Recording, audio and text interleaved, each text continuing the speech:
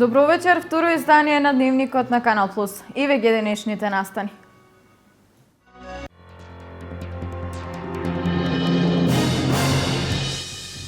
Премиерот Груевски денес престојува во регионот. Ги посети Кочани, Виница и Берово. Посети училишта, компании и спортски терени, а во Берово ја започна изградбата на колекторскиот систем. Агенцијата за финансиска поддршка на земјоделството денес ги објави проектите кои ќе ги финансира на истокот. Општина Штип доби околу 60 милиони денари, Карвинци 55, а Чешиново облешево 7. Со најавата за формирање на ново јавно водостопанско претпријатие, земјоделците очекуваат подобрување на квалитетот во наводнувањето на полињата. Се планира и проширување на површините под вода.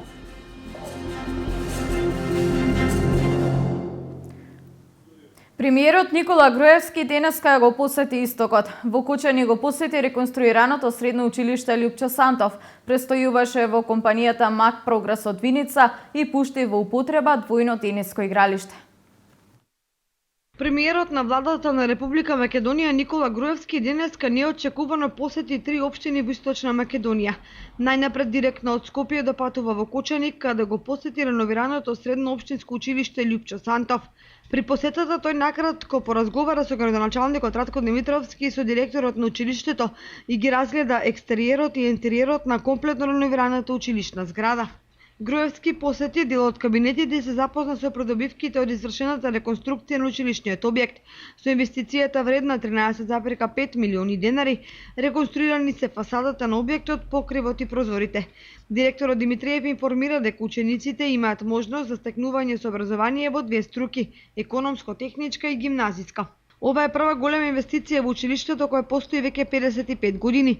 Со неа се возможи зголемена енергетска ефикасност и значителни заштеди, а се подобрени условите за престој и работа во училиштето. Потоа премиерот Груевски продолжи за Виница, каде најнапред ги посети капацитетите на Венчини, а оттаму свечено ги пушти во употреба тениските терени лоцирани до градскиот стадион.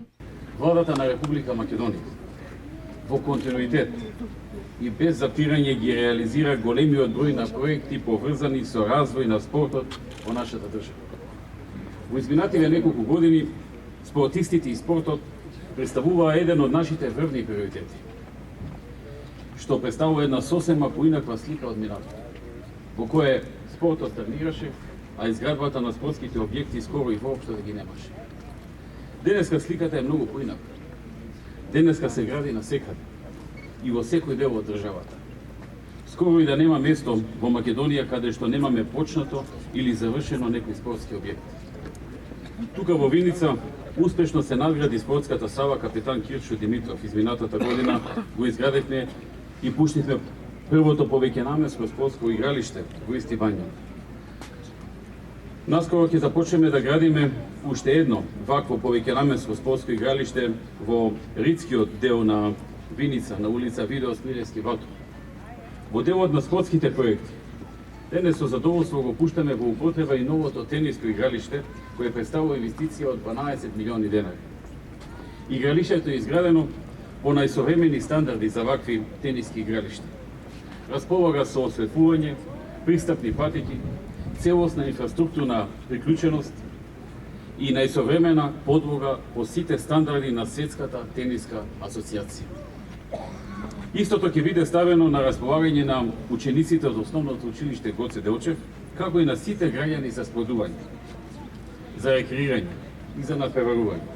Овде би сакал да го спомнам и нашиот шампион во тенис до 11 години, тоа е младата Лила Давчева, која што веќе е шампион на Македонија до 11 години и учествува на меѓународни балкански надпревари и има значајни резултати досега. Владата на Република Македонија, Агенцијата за млади и спорт во изминативе неколку години во континуитет инвестира во изградба на спортската инфраструктура. Кога пред неколку години го започнавме проектот за изградба на 100 тениски терени, интересот кај општините беше огромен и веќе минатата година истиот го проширивме за нови 20. Истите се изградени по меѓународни стандарди на Светската тениска федерација, ITF оградени со плетена жичана ограда од 3,5 метри, осветлени со рефлектори и истите може да се користат и во доцните вечерни часови. За оваа инвестиција од буџетот на Агенцијата за млади и спорт се издвоени 11,8 милиони денари. Од Виница премиерот се упати кон Берово, каде исто така ќе посети реализирани проекти и ќе поразговара со домаќините за актуелните активности кои се преземаат во пресрет на есенско-зимската сезона. Новата индустријска зона во Виница бележи раст на вработувањата во овој регион. Идејата за изградба на технолошко-индустријската развојна зона е на бизнис секторот во општина Виница, за која градоначалникот на општината Емил Дунчев вели дека компаниите веќе ќе имаат потреба за проширување на капацитетите. Во оваа индустријска зона веќе се продадени сите 11 парцели, а 6 фабрики се во фаза на градба. Една од овие компании е и инвестицијата на австриската компанија Техспорт, во која се вработени околу 140 лица. Некаде околу пред 5 години отпочнавме со постапка за изработка на детален урбанистички план за мало стопанство, за незагадувачка индустрија. Многу брзо се направи деталниот урбанистички план и веднаш на првата продажба на јавното наддавање од 12 исцртани парцели, 11 се продадоа, а за една се води постапка за денационализација. Сведоци сме веќе дека за кратко време овде се издигна неколку индустријски капацитети, односно 6 индустријски капацитети веќе се завршени, а другите 5 се во изградба. Овде имаме една странска инвестиција, тоа е австриската компанија Техспорт, која што веќе отпочна со производство и до сега има некаде околу 140 вработени, а до крајот на годината планира да се вработат овде уште 40, значи 180 вработени во стартот, а нивните планови се дека во наредниот период треба да стигнат до бројката од 250 вработени. Во другите индустријски капацитети кои што се во градба се планира да се вработат некаде околу 100 лица. Владата на Република Македонија создаде амбиент и поволности за проширување на бизнис климата и на домашните инвеститори. Отворањето на приватните фирми се од големо значење и за вработеноста во градот. Моментално затвараме еден инвестицијски циклус со 4,5 милиона евра и тоа 1 милион евра во две нови производни хали, кои ќе бидат наменети, едната за производство на здрава храна под брендот Натура и едната за производство на земјоделски зрнести производи под брендот Сончева долина.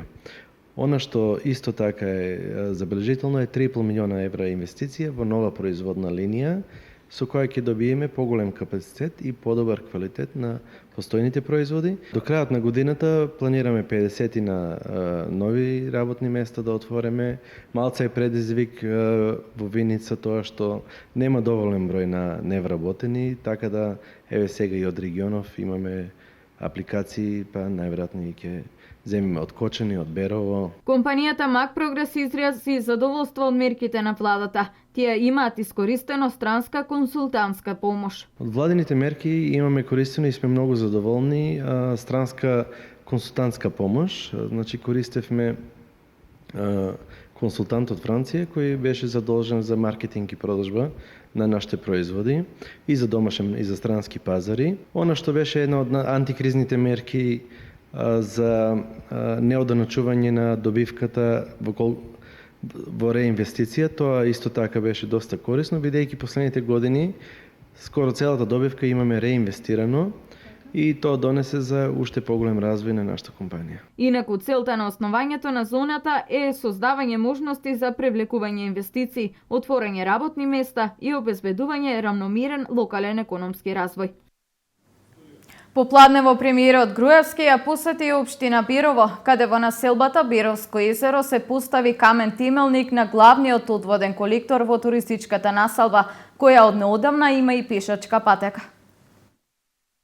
Освен во Кучани и Виница, денес премиерот Никола Груевски ја посети и општина Бирово. При неговата посета официјално се пушти во употреба пешачката патека околу Беровското езеро, долга повеќе од 1600 метри, која што е од големо значење за туристите кои го посетуваат Беровското езеро. Премиерот Груевски заедно со министерот за транспорт и врски Владо Мисајловски и градоначалникот на Бирово Драгина Джински го поставија камен темелникот на долго очекуваниот крупен проект колектор за фекална канализација за туристичката населба кај Беровско езеро. Канализационен систем кој што новата викенд населба ќе ја поврзе со фекалната канализација и ќе помогне во одржување на еколошки здрава средина.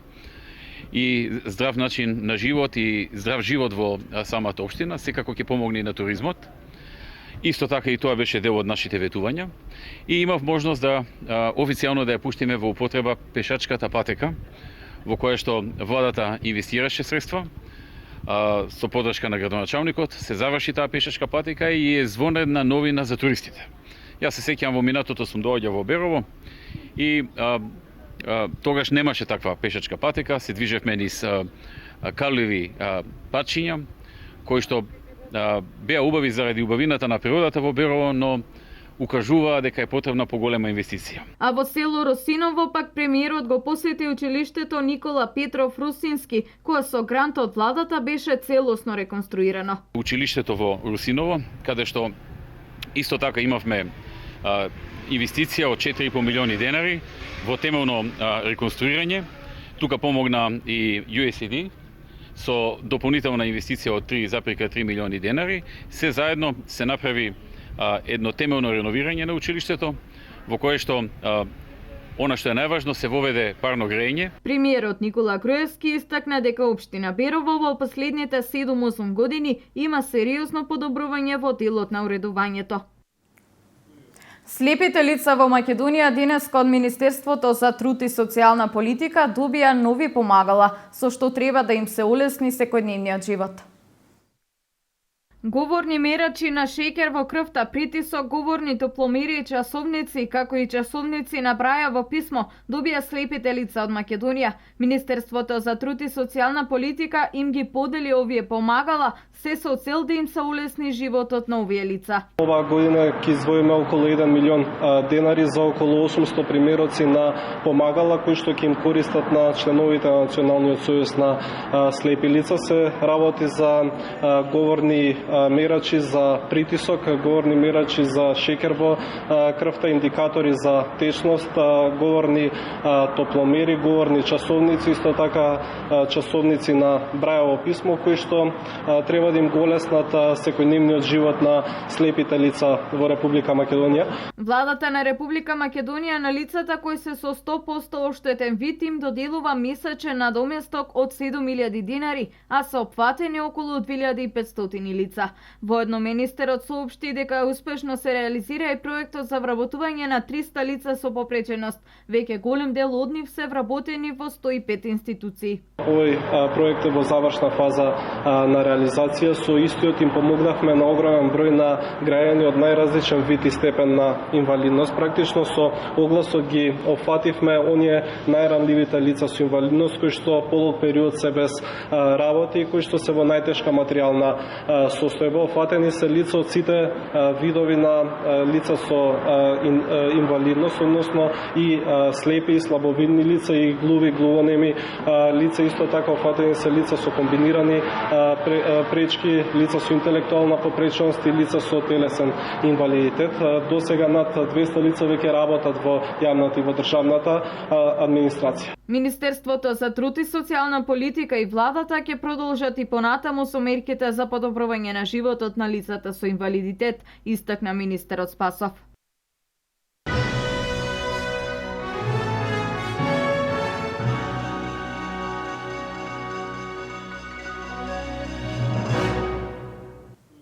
Преку програмата на Источниот плански регион од страна на Агенцијата за финансиска поддршка во земјоделството и руралниот развој, општините на Истокот добија средства за реализација на крупни инфраструктурни зафати. На Штип му се одобрени близу 60 милиони денари, на Карбенци 55, а на Чешиново Облешово 7 милиони денари. Од Агенцијата за рурален развој на Штип ќе се финансираат 4 проекти во вредност од околу 60 милиони денари. До октомври треба да започне дел од изградба на магистралниот пат Штип-Радовиш до Суво Грло. Потоа изградба на улица до манастирот во село Долани и патот помеѓу селата Долно Трогерци и Врсаково. А општина Карбенци преку Агенцијата за финансиска поддршка во земјоделството и руралниот развој за реализација доби 55.000 милиони денари. Изградиме пат од село Долни Бавон до село Долно Трогерци во должина 4,5 километри. Исто така да изградиме пат од село Радање до село Козјак во должина од 3,5 километри и влезот на село Карбенци во должина од 1 километар со два тротоари од страните. се надеваме дека во текот на оваа недела ќе распишиме јавен повик, така да кога ќе се избере за месец дена би почнале да се работат. Добиени проекти преку Агенцијата за рурален развој во земјоделието, општина Чешиново Облешево ќе добие нова канализациона мрежа, асфалтирање на улици и хортикултурно уредување на 10 населени места. Градоначалникот на општина Чешиново Облешево Костадин Личков истакна дека се задоволни од добиените проекти, кои ќе бидат од големо значење за развојот на општината и решавање на повеќе децениски проблем на овдешните жители. Во населеното место Чифлик ќе се гради канализацијски систем, за кој ќе бидат инвестирани 19 милиони и 386 илјади денари. Во населеното место Теранци за асфалтирање на улиците Богатин Вучков и Кемал Бибалов во должина од 790 метри ќе се инвестираат 4 милиони и 735 илјади денари.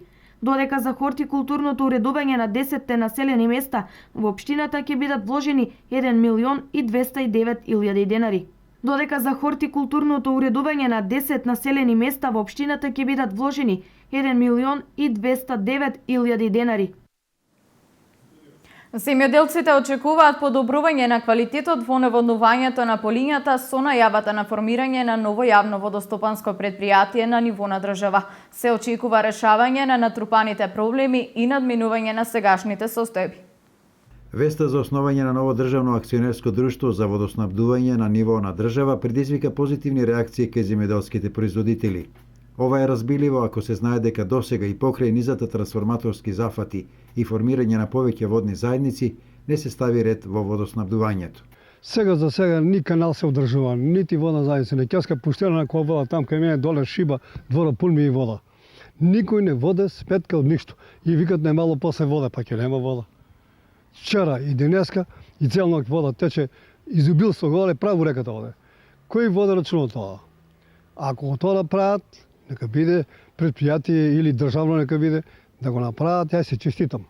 За нас балвање тоа е наубаво. Порно да биде или да се даде на еден приватен под концесија, да му даде за 20-30 години, да работат, да, или државно, да се одржава. Во не се одржава ништо сега. Кој ко закача, сите се газди на линиите. Токму поради ваквата недефинирана состојба, најголеми штети трпеа крајните корисници, односно оние кои требаше да ги наводнуваат земјоделските култури, но некога некому ќе му текнеше да ја пропушта водата, туку кога таа им била најпотребна на земјоделските посеви. Со цел да се надминат слабостите во овој сектор и наводнувањето да се стави на повисоко ниво, заменик министерот за земјоделство Ванчо Костадиновски најави основање на ново акционерско друштво водостопанство во државна сопственост со извршен директор. Поголем ефект во делот на речистувањето на каналите, бидејќи ќе има подружници кои што ќе треба да достават план и програма за расчистување на каналите и ќе одговараат пред одборот на директори и пред главниот и извршен директор. Клучните задачи на извршниот директор ќе бидат да ја организира и да раководи со работата на акционерското друштво водостопанство, да предлага програма за работа и развој на друштвото, да ги извршува одлуките на собранието на друштвото. Досега имаше повеќе обиди за средување на состојбите со користењето и распределбата на водите од хидросистемите, но се остана само на хартија. Дали овој пат ќе има поголеми ефекти, останува да се види. Започна изградбата на канализација во село град Дилчевско. Се очекува да заврши до крајот на годината, а во меѓувреме ќе започне поставување на канализацијски систем во село Вирче. По изборот на најповолен понудувач деновиве започнаа градежните активности за изградба на канализација во Делчевското село град. Таа е во рамки на годишната програма на градоначалникот Дарко Шехтански. Па еве, канализација село град е старо ветување за кое сме зборувале, тој е ред да почне да се гради. Се надеваме дека во текот на оваа година истата ќе биде пуштена во употреба. Сега сме во фаза е почеток на градба. Финансиските средства се обезбедени од Европската инвестицијска банка во форма на грант доделени од владата на Република Македонија за општина Делчево преку распишан тендер од Министерството за транспорт и врски. Инвестицијата е повеќе од 10 милиони денари, парите се обезбедени од Европска инвестициона банка, тоа е грант од владата на Република Македонија на општина Делчево, така да ние се надеваме дека ќе решиме еден горлив проблем на жителите од ова село. Градоначалникот Шехтански за месец септември го најави и почетокот на изградбата на канализација и во Делчевското село Вирче. Во село Вирче очекуваме да почне градбата во месец септември, бидејќи веќе има фирмата изведувач е позната. Се надеваме дека месец септември ќе почне градба, така да согласно временските прилики, наша желба е нормално да биде решена во текот на оваа година, меѓутоа како ќе овозможи времето. Со овие два значајни капитални проекти ќе се решат голем дел од децениските проблеми за жителите на овие две села, поврзани со канализацијата и одведувањето на отпадни води од домаќинствата.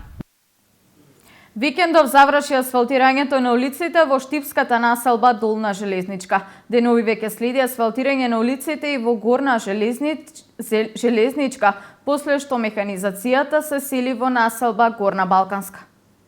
По многу години живот во кал и прашина, од денеска жителите на Долна Железничка ќе газат по асфалтирани улици. Ова е супер. Што се прави? Нема прашина сега. Многу убаво. Кал беше до колено порано. А сега по овие градоначалници супер.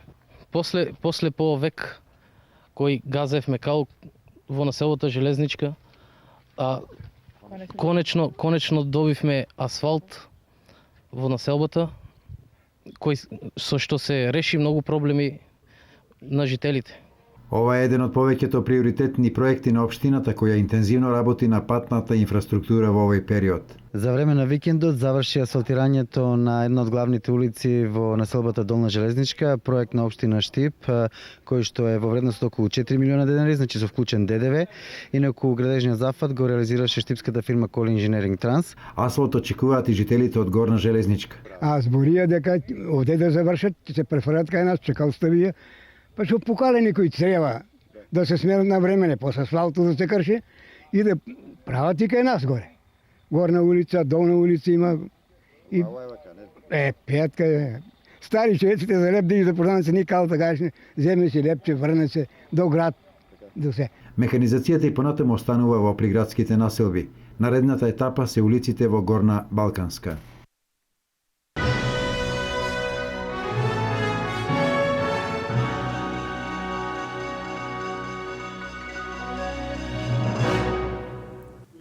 На денешен ден во 1943 година во Штип во борба против бугарскиот окупатор загина Славчо Стоименски, народен херој на Македонија. Со полагање цвеќе во алејата на народните херои и посета на спомен куќата, денес Штип му одаде почит на Славчо Стоименски.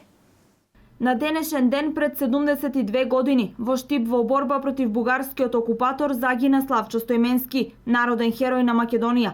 Штипската гимназија, основана во 1954 година, го носи името на овој народен херој. Денешниот ден, 17 август, се навршуваат 72 години од смртта на народниот херој Славчо Стоименски и патрон на нашата гимназија. Славчо Стоименски како еден лик од историјата на градот Штип представува организатор на вооружената борба веднаш после бугарската окупација во 1941 година. Може би не толку на воен, колку што на политички план, колку што вршел организирање и спроведување на партизанските чети не само во Штип, туку и во пошироката околија, значи Кочанско, Виничко, односно Почковичкиот регион. Славчо Стоименски е роден 1921 година во Штип во сиромашно семејство. Основно училиште и гимназија завршува во родниот град. Неговото политичко формирање е поврзано со неговото дружење со Ванчо Праке. Со полагање цвеќе во алејата на народните херои и посета на спомен куќата, денес Штип му оддаде почит на Славчо Стоименски. Точно денеска, баш на оваа дата, пред 72 години, во куќата на Скоевката Олга Арсова требало да се одржи состанок на 4-тиот областен комитет. На тај областен комитет посебен извештај требало да поднесе Славчо Стоименски. Дошле сите негови соборци, само исклучив Ванчо Праке, бидејќи тој загина во вториот Почковички одер. Ноќта 16 према 17 1943 година август, бугарската полиција приметила дека се собират видни луѓе на ова место, побарала помош од Велешката и Скопската полиција. После полноќ, со доаѓањето на нови сили, на полицајски, и куќата била опколена. Приметили дека се опколени и понудили да се предадат. Меѓутоа тие не се предале. Тука бил Славчо Стоименски, Мара Минанова, Јанко Благој Мучето, Любчо Арсов, Вера Ацева и скоевката Олга Арсова. Едната група тргнала во еден правец, во другиот правец тргнал Славчо Стојменски, Мара Минанова и Јанко Благој Мучето. Да го прескокне зидот на другата куќа, Славчо Стојменски бил тешко ранет во стомахот. Иако тешко ранет, успел во својот пиштол да испука неколку куршуми, задавајќи на полицајците да се збунат. И така настанало тише. Иако тешко ранет, успел да се пробие во соседната куќа кај што имал долг подрум. После долго време полицијата приметила дека е тука Славчо Стојменски, бил опколен и да се преде, но тој не се предал, влегнем натре, тој веќе искрвавил во безсвесна состојба, пренесен е во Штипската болница. И тука бил немирен. И тука сакале да добијат некои податоци, но не успеале, и така Славчо Стојменски поднегал на раните во 22-та годишна возраст. Со одлука на председателот на Федеративна република Југославија, Јосип Броз Тито, Славчо Стојменски е прогласен за народен херој на 11 октомври 1953 година.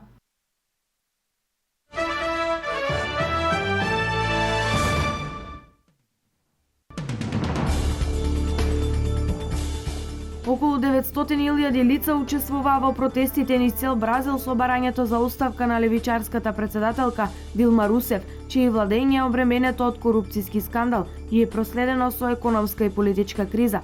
Според организаторите на протестите, на улиците излегле 2 милиони бразилци.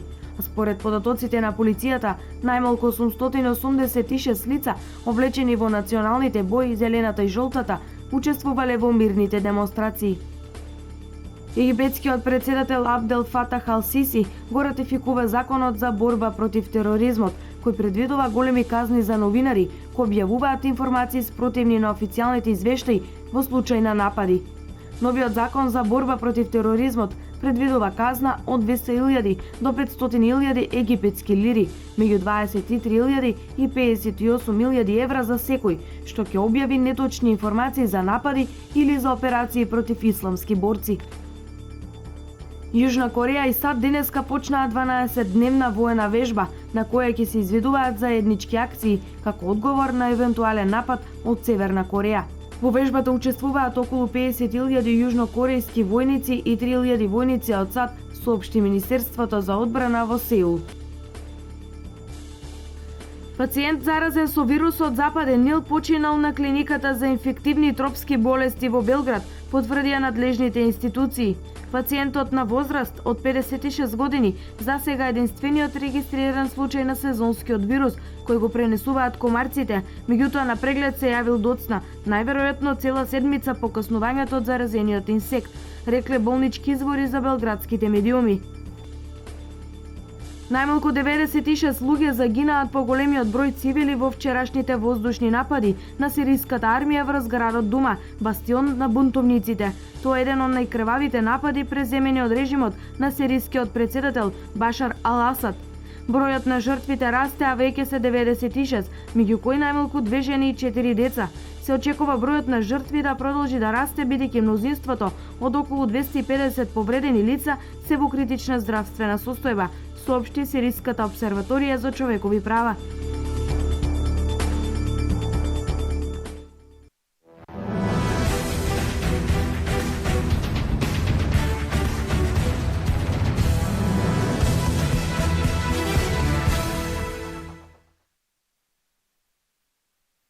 Општина Виница уште еднаш покажа дека е одличен организатор на врвни спортски настани, како домакин на Балканското првенство во одбојка на плажа која се одржа на плоштадот Ангел Винич од 14 до 16 август. Оваа општина угости учесници од 9 земји од Балканот, кои беа поделени во 3 групи по 3 репрезентации во женска конкуренција, како и 4 групи од по 4 репрезентации во машка конкуренција. Организаторот е задоволен од прикажаното на репрезентациите, а воедно и од посетеноста која беше на доста завидно ниво. Идејата беше да спортот го малку прошириме и граѓаните на Република Македонија, односно оние места каде што во Источна Македонија го немаат видено и осетено овој спорт, да можат да се справат со истиот, да го видат и некако да ги привлечеме младите луѓе, младите деца од Виница да го засакаат овој спорт и да се вклучат во него. Во разговор со градоначалникот на Виница ја добивме неговата целосна подршка околу техничко и финансиска подршка на овој турнир. Сметам дека не направивме грешка, бидејќи посетеноста на самиот турнир е многу голема и еве како што можете да видите има голема раздвиженост во централното градско подрачје во Виница. Сите овие учесници по завршувањето на своите надпревари одат на кафе, одат на прошетка, го посетија Виничкото кале, секојдневно во хотелите кај што се сместени, тоа се Слив и Центробизнис, се дружат. Просто е неверојатно како на теренот се борат едни против други, а после тоа се дружат како неголеми браќа и сестри, пријатели.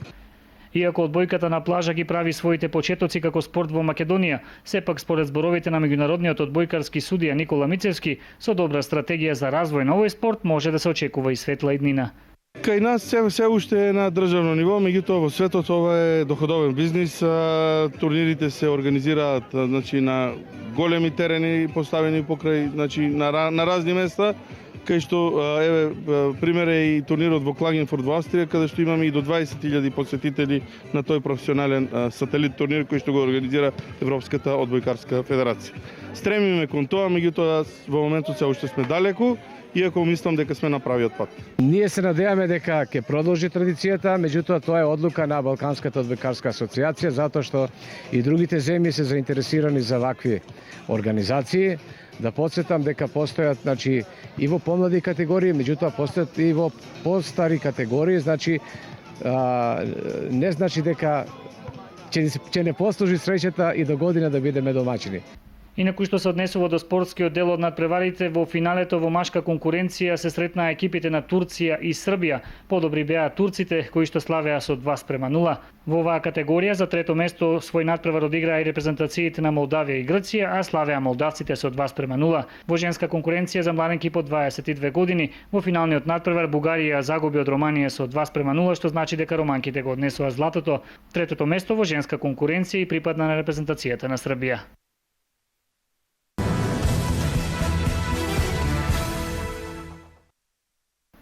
По победата над Работнички во првото коло и онаа во Купот на Македонија над Плачковиц, Штипска брегалница вчера не успеа да ја продолжи победничката низа. Во рамки на второто коло од првата македонска фудбалска лига, Штипјани беа совладани од Кратовски Силекс со минимални 1:0. Со гол уште во втората минута кој го постигна Георгиев, домакинот Силекс со една мирна и рутинирана игра успеа да го сочува резултатот до крај и да освои нови 3 бода, со што засега го држи врвот на табелата со 2 победи. Единствениот лош впечаток на надпреварот фрли грубата игра на кратовчани, поради која добија 3 жолти картони, додека во тимот на брегалница од Штип единствено Велковски доби жолт картон. Во останатите надпревари кои што се играа во рамки на второто коло од првата македонска фудбалска лига, шампионот Вардар го доби дербито со Шкендија во Куманово и тоа неочекувано убедливо со 3:1. Шкупи и Металург одиграа 0:0. Работнички славеше на Турново со убедливи 4:2, додека Царев двор го совлада тимот на Ренова со 2:1. На табелата, како што спомнавме, Силекс се прв со 6 пред Вардар кој има 4, потоа следуваат 5 екипи кои што имаат по 3 бодови. Турново, Работнички, Шкендија, Брегалници и Царев двор. На последните 3 позиции на табелата се наоѓаат екипите на Шкупи, Металург и Ренова. Шкупи има 2 поени, Металург 1, додека Ренова засега е без бодови.